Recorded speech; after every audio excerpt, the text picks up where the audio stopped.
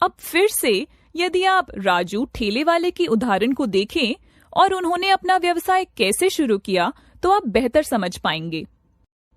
राजू ने इक्विटी पूंजी को ₹0 से 2,000 रुपए तक बढ़ाया और साथ ही साथ नकदी में ₹0 से 2,000 रुपए तक वृद्धि की। नकद एक वास्तविक खाता है क्योंकि यह व्यवसाय के स्वामित्व में है और यह व्यवसाय में आ रहा है। यह भी ध्यान रखें कि डेबिट वही है जो अंदर आता है। राजू का योगदान वह पूंजी है जो वह अपने व्यवसाय को देता है और इसलिए एक व्यक्तिगत खाता है जिसे जमा करने की आवश्यकता होती है। फिर से याद करें, क्रेडिट देने वाला है। तो यह लेन देन सामान्य जनरल में दर्ज किया जाएगा, यह मानते हुए कि यह 1 जनवरी 2019 को किया गया है। 3 जनवरी 2019 को उन्होंने सब्जियां खरीदने के लिए 2,000 रुपए खर्च किए और उन्हें 3,000 रुपए के लिए बेच दिया। नकदी अभी भी एक वास्तविक खाता है। सब्जियों की खरीद 2,000 रुपए के लिए जमा की जाएगी। क्रेडिट वही है जो बाहर जाता है। उसी समय बिक्री 3,000 रुपए के लिए डेबिट की जाएगी। खरीद और बिक्री खाते नाम मात्र खाते हैं। यहाँ क्रेडिट सभी मुनाफे और आय हैं और डेबिट सभी नुकसान और खर्च है। ये लेन देन सामान्य बही खाते में दर्ज किया जाएगा, जैसा कि स्क्रीन पर दिखाया गया है। यह पहले तिथि के साथ शुरू होता है, फिर विवरण, फिर डेबिट और अंत में क्रेडिट पर, जैसा कि हम पहले ही चर्चा कर चुके हैं। सामान्य बही खाते में उसका नकद खाता स्क्रीन पर दिखाया गया है। यहाँ ब्यौरे और राशियों पर प्रकाश डाला गया है। आप यह भी देख सकते हैं कि सबसे ऊपर यह DR के साथ शुरू होता है और CR के साथ अंत होता है। यह डेबिट और क्रेडिट के बारे में है। राजू का पूंजी खाता सामान्य बही खाते में स्क्रीन पर दिखाया गया है। ठेला खाता स्क्रीन पर दिखाया गया है। खरीद खाता स्क्रीन पर दिखाया गया है। चूंकि उन्होंने 2,000 रुपए में सब्जियां खरीदी थी, इसलिए इसे नकद खाता पंक्ति में दर्ज किया गया है। राजू का बिक्री खाता स्क्रीन पर दिखाया गया है। जैसा कि उन्होंने सब्जियों को 3,000 रुपए में बेचा था, यह राशि के साथ विशेष कॉलम में दर्ज किया गया है। अब क्या आप समझ सकते हैं कि बही खाते में प्रविष्टियां कैसे की जाती हैं, अनिल? अब मुझे समझ में आया है कि कैसे व्यापार लेन देन रिकॉर्ड किया जाता है। धन्यवाद दिव्या मैम। आपका स्वागत है अनिल। अब सिद्धांत यह है कि कैसे निर्धारित किया जाए कि कुछ डेबिट है या क्रेडिट। अच्छा, यह कैसे करते हैं? सिद्धांत व्यक्तिगत खातों, वास्तविक खातों और नाम मात्र खातों पर निर्भर करता है ताकि डेबिट या क्रेडिट की जांच की जा सके। व्यक्तिगत खातों में डेबिट लेने वाला है और क्रेडिट देने वाला है। वास्तविक खातों में डेबिट वही है जो अंदर आता है और क्रेडिट जो बाहर जाता है। नाम मात्र के खातों में डेबिट सभी घाटे और खर्च है और क्रेडिट सभी लाभ और आय है। क्या इसका मतलब यह है कि सामान्य पत्रिका बहुत जटिल लगती है? ऐसा नहीं है। यदि आप सामान्य पत्रिका को सरल तरीके से देखते हैं तो यह बहुत जटिल नहीं है। सामान्य पत्रिका ऐसी दिखती है। पहली प्रविष्टि दिनांक है। यह लेन देन की तारीख है। फिर हमें विवरणों में प्रवेश करने की आवश्यकता है। प्रत्येक लेन देन कम से कम 2 खातों को प्रभावित करता है। लेन देन की संक्षिप्त व्याख्या के साथ साथ खातों के नाम यहाँ दर्ज किए गए हैं। डेबिट की जा रही खाते की पंक्ति के अंत में एक DR शामिल करें और 1 के साथ जमा की जा रही खाते की लाइन शुरू करें TO से। फिर लेजर फोलियो दर्ज करें। पत्रिका से प्रविष्टियां बही खाते में पोस्ट की जाती हैं। यह कॉलम बही खाते की पृष्ठ संख्या दर्ज करता है जिसमें प्रविष्टि की जाती है। यह डेबिट या क्रेडिट है। डेबिट कम से कम एक बही खाते से डेबिट की जा रही राशि है। क्रेडिट कम से कम एक बही खाते में जमा की जा रही राशि है। एक बही खाता किसी विशेष खाते की सभी बढ़ोतरी और घटता की सूची है। बही खाता के उदाहरण हैं नकद खाता, ऋण खाता, सूची खाता। बही खातों को मोटे तौर पर व्यक्तिगत खातों, वास्तविक खातों, नकद खातों और नाम मात्र खातों में वर्गीकृत किया जा सकता है। व्यक्तिगत खाते ऐसे खाते हैं जो पूंजी खाता, वेतन खाता, बैंक खाते जैसे व्यक्तियों से संबंधित हैं। वास्तविक खाते ऐसे खाते हैं जिनमें नकद खाता, स्टॉक खाता, पेटेंट खाता जैसे व्यवसाय की संपत्तियां शामिल हैं। नाम मात्र खाते ऐसे खाते हैं जिनमें व्यय, हानि, आय और लाभ शामिल हैं। सामान्य बही खाता सभी बही खातों का एक संग्रह है। क्या यह जानना बहुत मुश्किल नहीं होगा कि बड़ी व्यावसायिक स्थिति में नकदी कैसे बह रही है? निश्चित रूप से। इसके लिए एक प्रणाली है जिसे लेन देन की रिकॉर्डिंग कहा जाता है। आइए यह समझने की कोशिश करें कि यह अवधारणा कैसे काम करती है। एक बड़े व्यवसाय में प्रत्येक दिन सैकड़ों, हजारों या लाखों लेन देन हो सकते हैं। इसलिए बड़ी संख्या में लेन देन पर नजर रखना और प्रत्येक लेन देन के बाद नकदी प्रवाह, P&L स्टेटमेंट और नकदी प्रवाह के विवरण को लगातार अपडेट करना मुश्किल है। एक भी लेन देन छूटने से व्यवसाय के लिए गंभीर परिणाम हो सकते हैं। दुनिया भर में लेखाकार यानी अकाउंटेंट्स लेन देन को रिकॉर्ड करने के लिए डबल एंट्री सिस्टम का उपयोग करते हैं। डबल एंट्री सिस्टम ये क्या है? कालानुक्रमिक क्रम में लेन देन को सामान्य पत्रिका में दर्ज किया जाता है। इसके सहित प्रत्येक लेन देन इस खाते को प्रभावित करता है।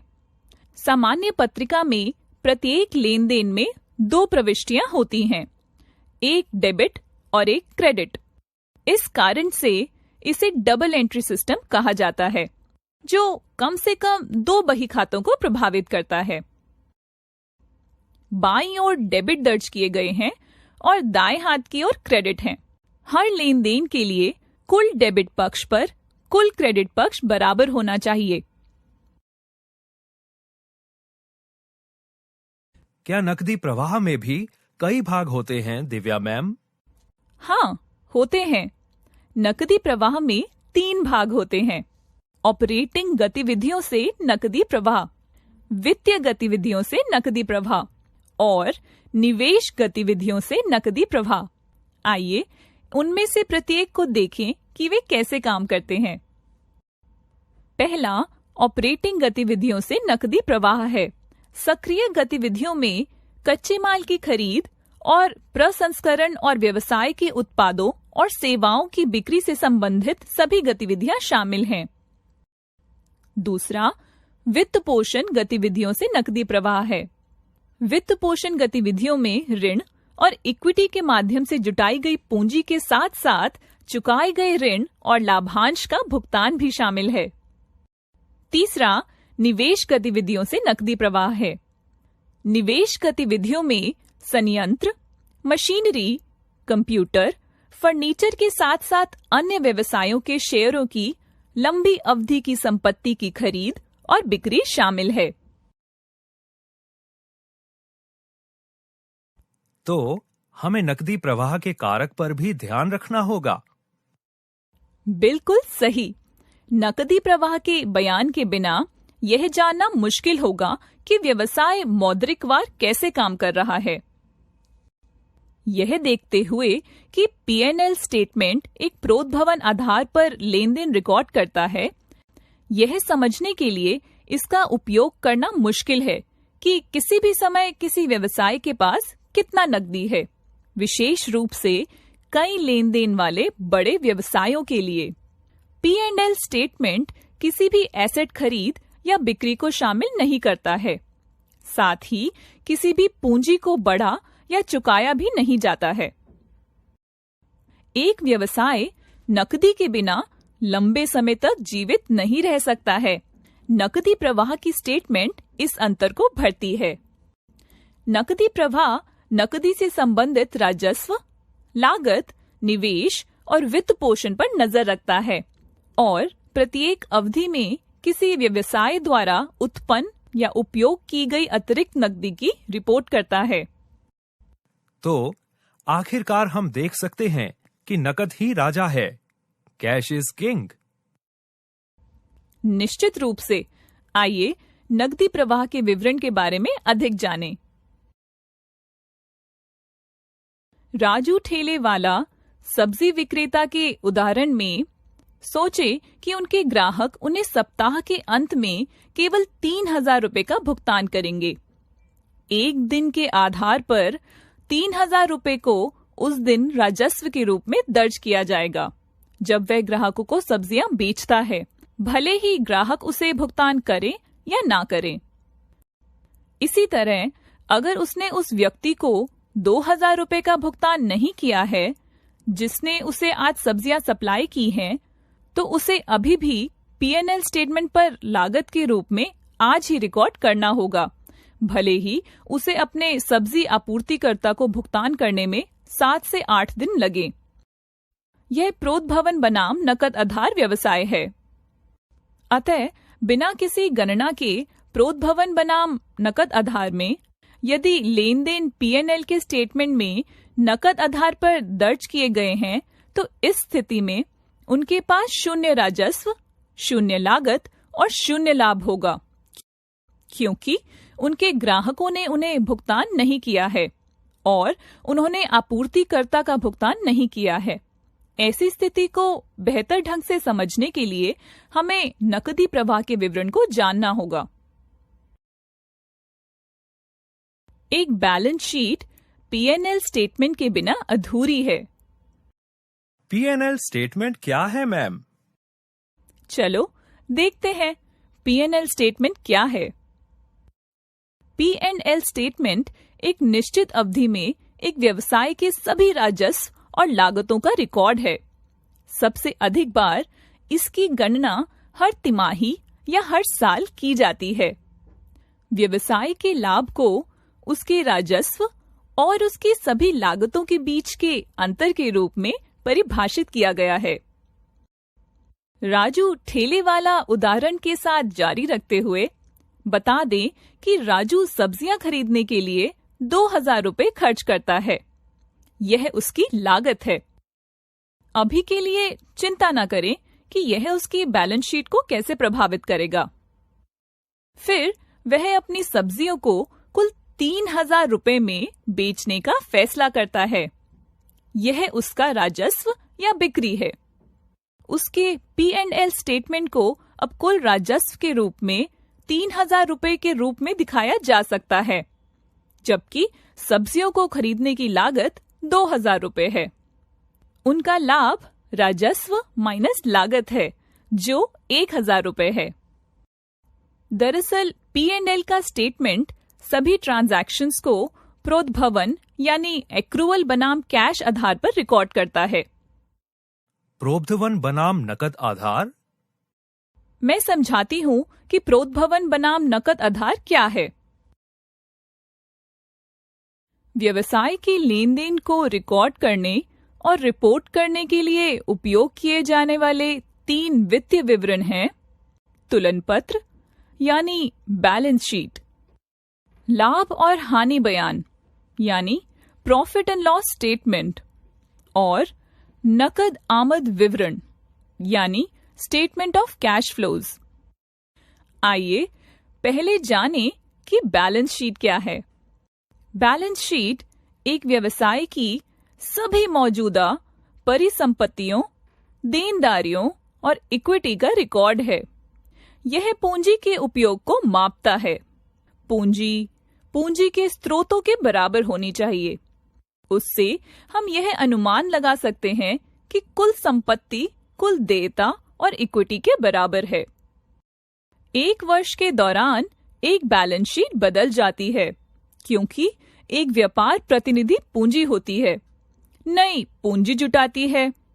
नई संपत्ति प्राप्त करती है और पुरानी संपत्ति बेचती है। हालांकि हर समय कुल संपत्ति को कुल देनदारियों और इक्विटी के बराबर होना चाहिए। एक बैलेंस शीट में इक्विटी और देनदारियां पहले आती हैं, जिसके बाद परिसंपत्ति होती है। दिव्या मैडम, क्या आप मुझे एक सरल उदाहरण प्रदान कर सकते हैं ताकि मैं बैलेंस शीट के बारे में बेहतर समझ सकूं? जरूर अनिल। इस अवधारणा को बेहतर ढंग से समझने के लिए आइए एक साधारण उदाहरण देखें। चलो देखते हैं। एक व्यक्ति राजू के पास 20,000 रुपए हैं और वह सब्जियां बेचने के लिए एक ठेला खरीदना चाहता है। 20,000 रुपए व्यापार में उसकी इक्विटी है।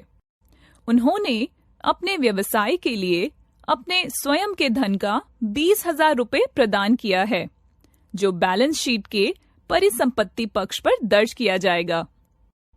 बैलेंस शीट से पता चलेगा कि राजू की इक्विटी 20,000 है, क्योंकि उसके पास 20,000 रुपए की संपत्ति है। उसकी देनदारियां 0 हैं। अब मान लें कि वह अपने ठेले को खरीदने के लिए नकद में 10,000 रुपए का भुगतान करता है। बैलेंस शीट में अब यह दिखाया जाएगा कि उसकी इक्विटी 20,000 रुपए है, जबकि उसकी नकद संपत्ति 10,000 है, क्योंकि उसने उस राशि को ठेला खरीदने के लिए भुगतान किया था। उनकी देनदारियां अभी भी 0 हैं। ठेले की खरीद अब बैलेंस शीट पर दर्ज हो गई है। तालिका से आप यह नोट कर सकते हैं कि बैलेंस शीट का बायां हिस्सा नहीं बदला है, क्योंकि राजू ने अपने ठेला व्यवसाय को कोई अतिरिक्त पूंजी प्रदान नहीं की है। दिव्या मैडम, मैंने व्यापार में लेन देन के बारे में भी सुना है। क्या आपके पास इस विषय के बारे में कोई विचार है? निश्चित रूप से। एक कारक व्यापार के लेन देन को रिकॉर्ड करना भी है। व्यापार लेन देन के रिकॉर्ड के बिना ये बहुत मुश्किल होगा कि क्या व्यवसाय लाभ में है या हानि में। क्या आप मुझे बता सकते हैं कि व्यापार में लेन देन कैसे किया जाता है? जरूर।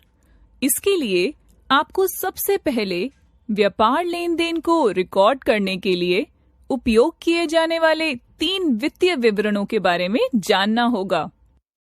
वो क्या है?